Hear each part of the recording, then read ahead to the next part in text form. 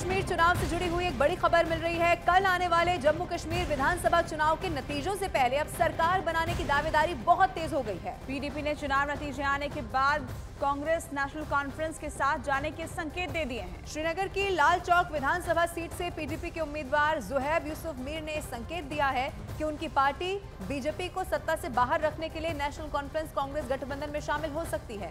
उन्होंने दावा किया कि पीडीपी जम्मू कश्मीर में बनने वाली सरकार का अहम हिस्सा होगी। पीपल्स डेमोक्रेटिक पार्टी 100% कॉन्फिडेंट है कि जो भी सेक्युलर गवर्नमेंट बनेगी, पीपल्स डेमोक्रेटिक पार्टी उसका एक अहम हिस्सा होगी, इंडिस्पेंसिबल पार्ट होगी। तो कोई भी सेक्युलर गवर्नमेंट बनाने के लिए पीपल्स डेमोक्रेटिक पार्टी का बहुत ही इंपॉर्टेंट भूमिका होगी उसमें। जो भी गवर्नमेंट बने वो बीजेपी के साथ नहीं बने, वो बीजेपी के खिलाफ बने, क्योंकि उन्होंने जम्मू में भी आप देख लीजिए कितना ज्यादा माहौल इस इलेक्शन में विशिएट किया हुआ है। लेकिन चाहे अब पीडीपी की ये जो अब हम लोग सोच रहे हैं ये कि पीडीपी अगर कोई गवर्नमेंट बना भी लेती है, मतलब अपना सपोर्ट देके सेक्युलर गवर्नमेंट, वो सेक्युलर गवर्नमेंट ज्यादा देर तक टिकेगी नहीं, क्योंकि इन लोगों ने दिल्ली स्टाइल पे वो इस गवर्नमेंट को चलाने की कोशिश करेंगे, जहां पे जो चीफ मिनिस्टर है उसके जो पावर्स काफी कर्टेल हुए हैं, वो बार बार उसे बेगिंग बोल के साथ एलजी के पास जाना पड़ेगा। तो जम्मू कश्मीर के नतीजों से पहले हर राजनीतिक दल अपनी अपनी जीत का दावा कर रहा है। जम्मू कश्मीर का जनादेश क्या होगा, उसकी तस्वीर कल साफ हो जाने वाली है। किसी एक पार्टी या गठबंधन को बहुमत नहीं मिलने की स्थिति में 5 मनोनीत विधायक की भूमिका कैसे अहम हो जाएगी, अब हम ये आपको समझाने की कोशिश करते हैं। अब ग्राफिक्स के जरिए आपको ये समझाते हैं। देखिए, अगर जम्मू कश्मीर में त्रिशंकु विधानसभा रही तो 5 मनोनीत विधायकों की भूमिका अहम हो जाने वाली है, जिन पर सबकी निगाहें टिकी हुई है। और इन 5 सदस्यों का मनोनयन विधानसभा में जम्मू कश्मीर के उपराज्यपाल की तरफ से किया जाएगा। उपराज्यपाल को विधानसभा की पहली बैठक से पहले ही विधायकों का मनोनयन यहां पर करना होगा, जिससे कि जम्मू कश्मीर विधानसभा में सदस्यों की संख्या 90 से बढ़कर 95 पहुंच जाएगी। और घाटी में सरकार बनाने के लिए जादुई आंकड़ा 46 से बढ़कर 48 उसके बाद हो जाएगा। और सबसे जरूरी बात, इन मनोनीत विधायकों को बहुमत परीक्षण के वक्त मतदान करने का भी अधिकार होगा। इसीलिए माना यह जा रहा है कि अब जम्मू कश्मीर के नतीजों से पहले हर राजनीतिक दल अपनी अपनी दावेदारी करता हुआ दिखाई दे रहा है। अब आपको जम्मू कश्मीर सरकार बनाने के लिए बीजेपी का प्लान क्या दिखाई पड़ता है वो समझाते हैं। देखिए, अगर बीजेपी सबसे बड़े दल के रूप में उभरती है तो ऐसे में बिना देरी किए वो सरकार बनाने का दावा पेश कर देगी। अब इसके लिए निर्दलीय और छोटी पार्टियों से जीते विधायकों को साथ लाने की भी बीजेपी कोशिश करेगी। बीजेपी को उम्मीद है कि वो जम्मू क्षेत्र में पिछली बार की तरह ही क्लीन स्वीप करेगी और 2014 के विधानसभा चुनाव में बीजेपी को 25 सीटें मिली थी। इस बार भारतीय जनता पार्टी का अपना आंकलन है कि जम्मू में उसकी संख्या बढ़कर 28 से 35 तक हो सकती है। बीजेपी की रणनीति का अहम हिस्सा 5 मनोनीत विधायक भी हैं। नए कानून के मुताबिक जम्मू कश्मीर विधानसभा में 5 सदस्यों का मनोनयन उपराज्यपाल की तरफ से किया जाएगा। बीजेपी की नजरें कांग्रेस के कुछ बागियों पर भी यहाँ पर होने वाली है, जिन बागी उम्मीदवारों की जीतने की संभावना है। पार्टी उनके संपर्क में भी लगातार बनी हुई है। तो घाटी में बीजेपी का प्लान क्या होने वाला है वो हमने आपको इस ग्राफिक्स के जरिए समझाया है। रिफत हमारे सहयोगी इसी खबर पर हमारे साथ लाइव जुड़ गए हैं, हम सीधे उनका रुख करेंगे।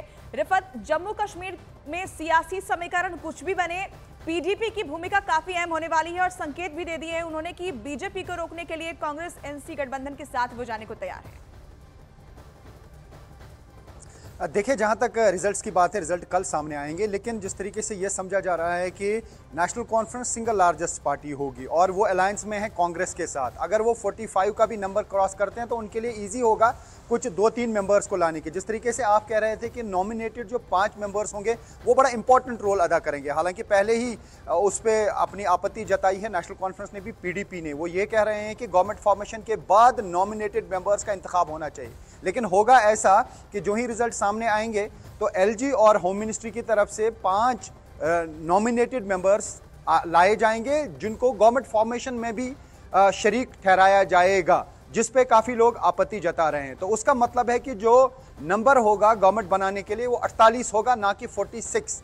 तो इसका मतलब अगर 43 भी नेशनल कॉन्फ्रेंस और कांग्रेस को मिलती हैं तो उसके बाद 5 मेंबर्स की और जरूरत पड़ेगी। हालांकि पीडीपी की हाईकमांड ने अभी कुछ भी नहीं कहा। मैंने अभी थोड़ी देर पहले पीडीपी के सीनियर लीडर और फॉर्मर मिनिस्टर नईम अख्तर से बात की। उन्होंने कहा कि ऐसा लगता है कि कांग्रेस और नेशनल कॉन्फ्रेंस अपने दम पे सरकार बना सकती है, जिस तरीके के उनको इशारे मिल रहे हैं। तो मैंने पूछा था उनसे कि क्या ऐसी पॉसिबिलिटी है कि वो एनसी कांग्रेस को सपोर्ट करेंगे। उन्होंने कहा कि इसका फैसला हाईकमांड अपनी मीटिंग में ले लेगा, अभी इसके बारे में प्रीमैच्योर होगा कहना। लेकिन इसी तरीके से एक और जो उनके लीडर हैं, युवा लीडर, उन्होंने ये कहा कि वो सेक्युलर पार्टीज के साथ चाहेंगे कि वो अलायंस करें। हालांकि पीडीपी पहले से ही ये कह रही थी कि वो किंग मेकर्स होंगे। हालांकि उन्होंने किंग बनने का कभी दावा नहीं किया, क्योंकि उनको लग रहा था कि उनकी हालत खराब है, क्योंकि 2014 के असेंबली इलेक्शंस में पीडीपी को 28 सीट्स मिली थी और इस बार जो लगाया जा रहा है अंदाजा, वो 6 से 8 सीट्स उनको मिल सकती हैं।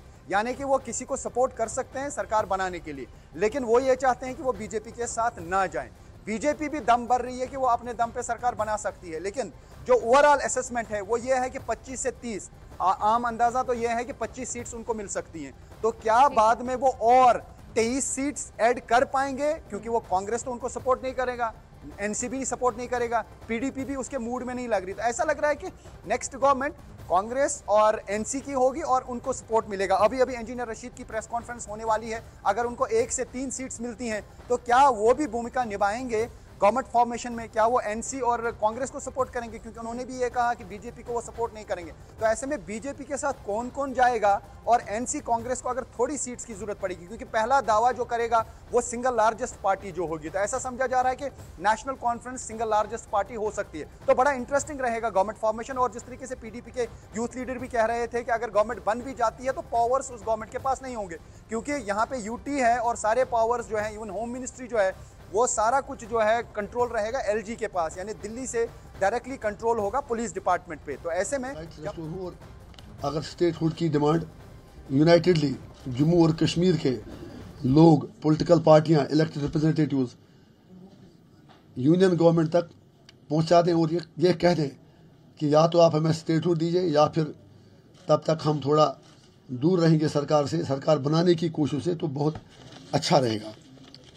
दूसरी मेरी गुजारिश ये थी कि मैं अभी 2 दिन दिल्ली से होके आया। पहली बार 5.5 साल बाद जम्मू कश्मीर हाउस जाने का मौका मिला। लद्दाख के लोग हमारे भाई हैं। मैं हैरान हुआ ये देखकर कि जो मेन जम्मू कश्मीर हाउस है वो सारा लद्दाख के यूटी को दिया गया है। वो सारा लद्दाख की यूटी को दिया गया है। अफसोस यह है कि अगर जम्मू कश्मीर लगभग 2 करोड़ की आबादी है, 2 करोड़ की आबादी के लिए 2 ब्लॉक, कोई 20-25 कमरे, और लद्दाख की आबादी मुश्किल से 3-4 लाख है, उनके लिए भी उतना ही हिस्सा उसमें दिया गया, उतना ही शेयर दिया गया। ये ज़्यादती क्यों? मैं पूछना चाहता हूँ कि 5 अगस्त 2019 के बाद my humble appeal to government of India and the local government would be that what was the criteria adopted to divide the property। और आगे बढ़ते हुए एक और बड़ी खबर जम्मू कश्मीर से जुड़ी हुई आपको दे दे। पीडीपी के कांग्रेस नेशनल कॉन्फ्रेंस के समर्थन वाले बयान का फारूक अब्दुल्ला ने स्वागत कर दिया है। उन्होंने कहा है कि ये अच्छा है अगर पीडीपी नेशनल कॉन्फ्रेंस और कांग्रेस गठबंधन का समर्थन करेगी। हम लोग सब एक ही राह पे चल रहे हैं, नफरत को हमने खत्म, मुबारक हो उनको, अल्लाह करे। हम लोग सब एक ही राह पे चल रहे हैं कि नफरत को हमने ख़त्म करना है और जम्मू और कश्मीर को इकट्ठे रखना है, हर हालत में इकट्ठे रखना है। रिफत का रुख करते हैं, इस वक्त हमारे साथ लाइव मौजूद है फारूक अब्दुल्ला ने भी। रिफत, अब स्वागत कर दिया है, क्या यहाँ से ये रणनीति नहीं दिखाई देती है कि चाहे नेशनल कॉन्फ्रेंस हो, पीडीपी हो, कांग्रेस हो, लेकिन उन्हें इस वक्त बीजेपी के खिलाफ कैसे लड़ना है, इस कोशिश में वो लगे हुए हैं। फिर किसकी सीट कितनी आएगी, कौन सीएम होगा, ये सब कुछ बाद में। और दूसरी तरफ बीजेपी जो जम्मू को लेकर कश्मीर के कंपेरिजन में देखें तो ज्यादा कॉन्फिडेंट यहाँ पर दिखाई दे रही है। रिफत, देखिए, थोड़ा सा मुझे टाइम दे दीजिएगा। आपको मालूम होगा कि जब 2014 में गवर्नमेंट बनी थी, उससे पहले आपको मालूम है कि बीजेपी को जम्मू सूबे में 25 सीट्स मिली थी, 28 मिली थी पीडीपी को। और उस टाइम ये पहले समझा जा रहा था कि नॉर्थ पोल साउथ पोल के साथ नहीं मिल सकता, लेकिन उसके बाद नॉर्थ पोल साउथ पोल की अलायंस हुई।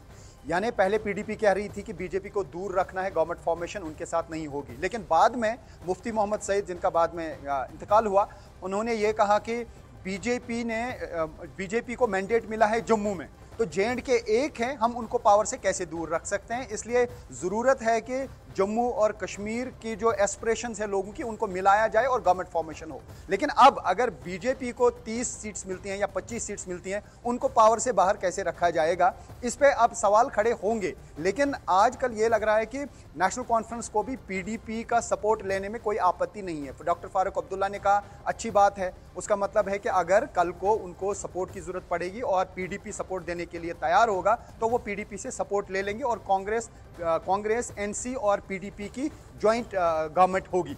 तो उसका मतलब है कि बीजेपी को दूर रखा जाएगा। लेकिन बीजेपी के लिए चैलेंज बड़ा ये होगा कि जो जम्मू में उनको मैंडेट मिला, क्योंकि जम्मू सूबे में ही उनको अगर 25 सीटें मिलती हैं या 30 सीटें मिलती हैं या 22 सीटें मिलती हैं, वो सारी की सारी जो है जम्मू से मिलेंगी। तो उसका मतलब कि जम्मू के लोगों ने जिनको वोट दिया वो पावर में नहीं आ सकते हैं। हालांकि वो पहले ही कह रहे थे कि पहली बार जम्मू का चीफ मिनिस्टर होगा। तो अभी ऐसा दिखता हुआ नजर नहीं आ रहा है। अभी तक सब लोगों की राय यही है, एग्जिट पोल से भी यही पता चल रहा है कि जो नेक्स्ट गवर्नमेंट होगी जम्मू कश्मीर में वो कांग्रेस नेशनल कॉन्फ्रेंस की होगी, और हो सकता है पीडीपी भी उनको सपोर्ट करें या जो बाकी लोग हैं, चाहे किसी को 2 सीट्स मिले, 3 सीट्स मिले। देखिए जम्मू कश्मीर अपनी पार्टी को समझा जा रहा है 1 से 3 सीट मिलेगी, इंजीनियर रशीद को 1 से 3 सीट मिलेगी, सजाद गनी लोन को 1 से 3 सीट्स मिल सकती हैं। तो ये सारे मिलके अगर एनसी कांग्रेस के साथ जाएंगे, वो ये समझते हैं कि वो सेक्युलर फोर्सेस हैं, उनके साथ जाना है, तो अगर वो उनके साथ जाते हैं तो उसका मतलब है कि एक स्ट्रांग गवर्नमेंट बन सकती है जिसको गिरने का खतरा नहीं है। लेकिन एक चीज़ तो ज़रूर है